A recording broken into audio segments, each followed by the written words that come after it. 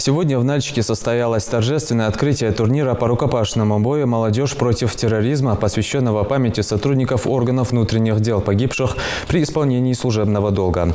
В соревнованиях принимают участие сборные команды Кабардино-Балкарии, Ингушетии, Карачаево-Черкесии, Ставропольского края, Северной Осетии, Чечни и Дагестана.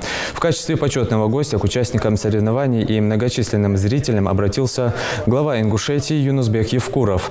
В своем выступлении он отметил о необходимости хранить в память героически погибших при исполнении служебного долга сотрудников органов внутренних дел.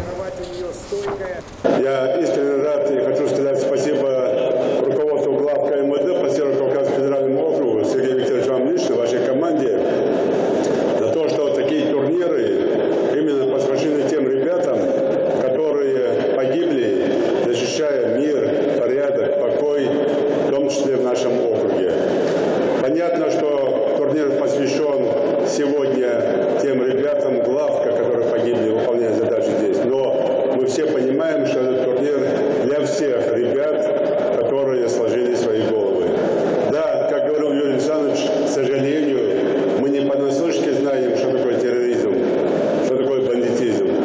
К сожалению, те террористы, те бандиты, которые совершали зло, которые планируют совершать эти злодеяния, они выросли в нашей среде, в наших школах, в наших садиках, в том числе в наших спортивных коллективах.